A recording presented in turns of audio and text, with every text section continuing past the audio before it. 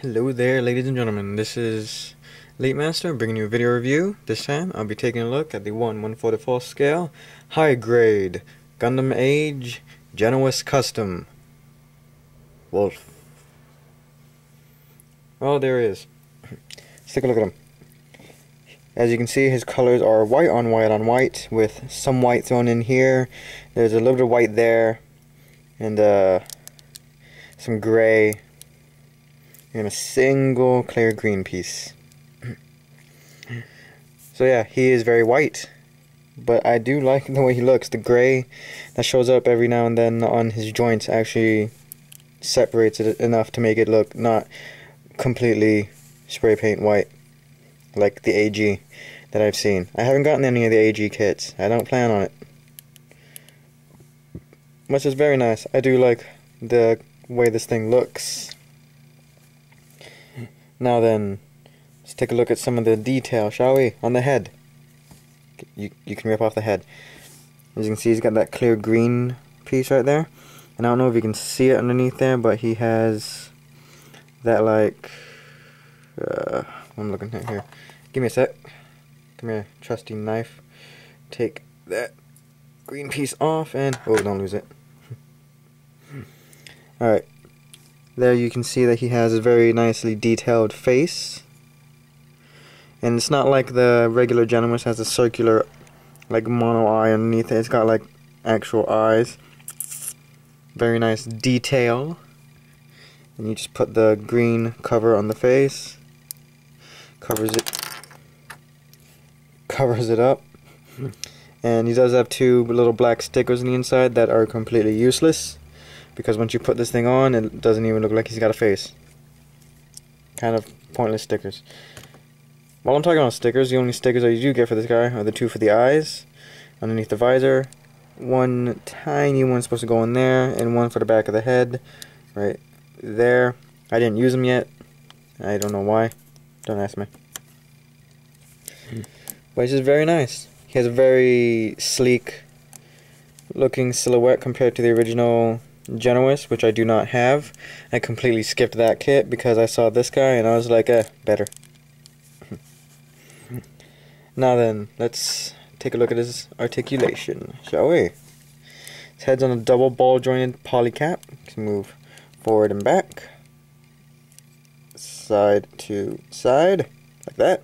Can tilt, all that goodness. Move up and down. Can rotate 360-ish, but not very easily. And come on, straighten that polycap out. His arms are on that polycap ball joint that's on a hinge. Move forward and back a bit. And the actual arm itself is on a ball joint, rotates, wiggles around. His arm can go out that far with the ball joint and the actual arm of the joint. Can rotate 360, bend that one joint to the elbow. And he's got another joint in the arm that goes up that high, so pretty good. His hand is ball joint, rotate, wiggle. His torso's got amazing articulation. Let me see if I can't show you this. Alright, you see there's a polycap right there in the back, right there, that this pegs into. And how this is, it's pretty much just two pieces of plastic with polycap ball joints on it. You put this piece on there, put it in there. It does come loose a little bit, but because of the way that this piece is, it's not going to come out. You put that into the pelvis, and that gives him excellent mobility. He can move side to side really good. He can move forward and back pretty good. Just gotta keep that ball joint in place. And he does have 360 waist movement with almost no hindrance whatsoever. He also has side skirts that move up. That's about it for skirt armor. His legs can move that far forward. Only that far forward because of the design of the leg itself. It can move a lot farther if you twist it, and then he can maybe sit with his legs crossed like that. but it's just because of the bulkiness of the thigh right here that it can't really go up that much higher. It can move back pretty good, in and out really good, rotate at the hip. Can bend at 2 joints at the knee. Very nice. I do like the way that knee looks actually, because when you have it straight like that, it's very nice, very, like, it flows, I think is the word I'm looking for. I'm not entirely sure.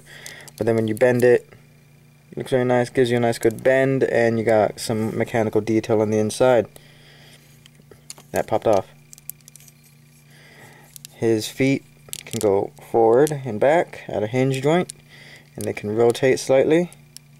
And then the rest of it's on a ball joint, so it can move forward and back and tilt side to side very nicely. So overall, he's got pretty good articulation. His thrusters do not move. Now then, for his accessory count, he's got actually quite a bit. First off, you get, let me take this out, get a combat knife. Nice little combat knife here. You can't just slide it in, like, maybe you can. Well, you could slide it in, but I prefer to take the hand cover off because it ends up not scratching the plastic off. Shaving. But yeah, you can have the nice little combat knife. Hold it like that. Go Rambo on somebody. You can get some pretty good poses out of this guy with a freaking Rambo combat knife here. Comes right out.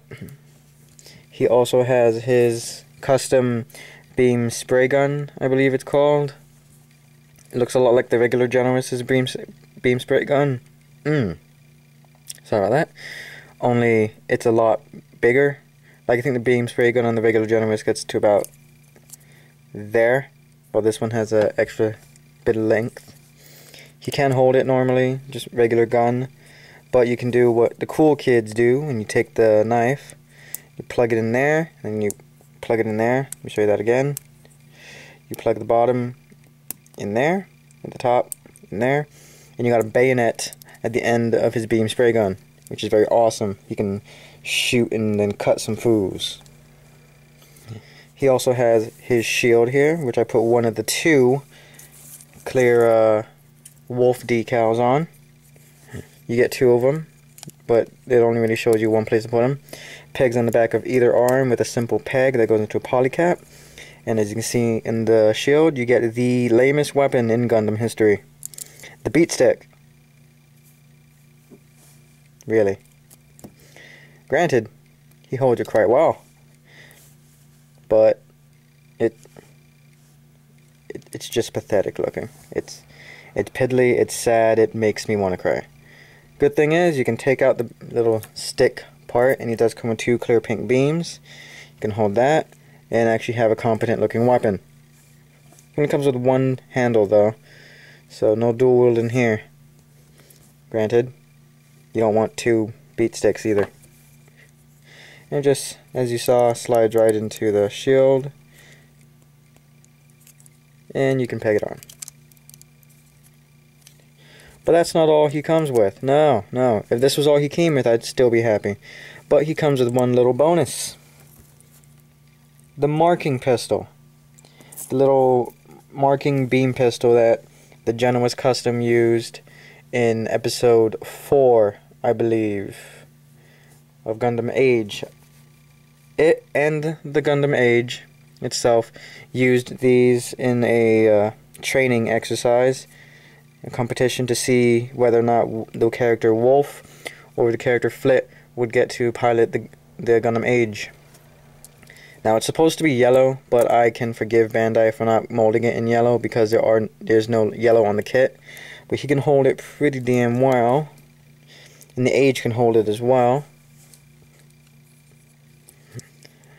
But yeah, they did not at all have to throw that in there. This would be a good kit without it, but I just like that they threw that in there for really no reason. There's no reason for that little gun to be in there, other because it was used in 1 episode so far. And even then, it was a completely useless weapon. All it could do, really, was it shoot out like a paintball type beam or something, that if it hit a certain part of the mobile suit, it would deal like electric shock, and then it'd tell you how much damage that part of the mobile suit just received. Really, it's just 3 pieces of plastic, 2 pieces sandwiched together, and the barrel. But still, nonetheless, very nice to have. Completely unneeded bonus, but I like it. Now that's pretty much all you get with the Genoace Custom here. He does have good panel line details you can put on him. I have not put any panel lining on him yet, just because I like the way that he looks straight out of the box. No panel lining, very white, very pure looking. I will panel line him later though, so don't get your undies in a bunch.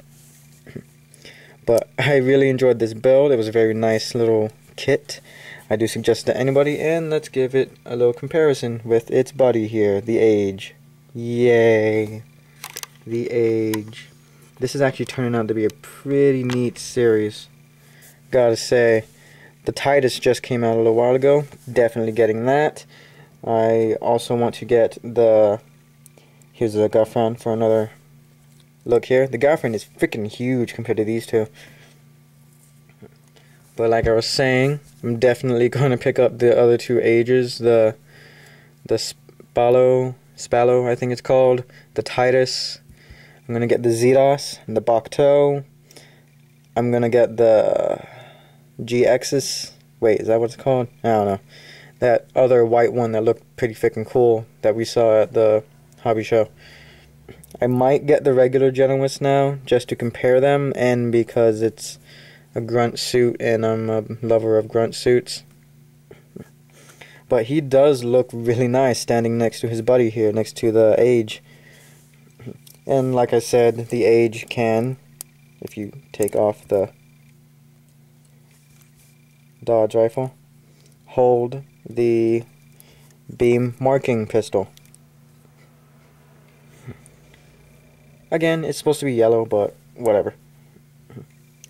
Well, that was my review of the high grade 1/44 scale Genoace Custom. Very nice kit. I highly recommend it to anybody who is either getting into Gunpla, because it's a very simple kit. 3 plates of parts, I mean, which I'm seeing as a bit of a theme with these Age kits. Each one of these guys had only 3 trees of parts plus polycaps. This guy technically 4 if you count the green piece, because that was on its own separate piece. But I don't know, it's kind of weird that all these Age kits are coming out with only 3 trees, yet you get amazing articulation, amazing detail, and freaking awesome just silhouettes, just very nice looking. Whoops. But yeah, be surprised what 3 trees of parts can do. Now then, that was Elite Master. Hope you liked the review. Pick up the Genoace Custom. Very awesome kit. See you all later.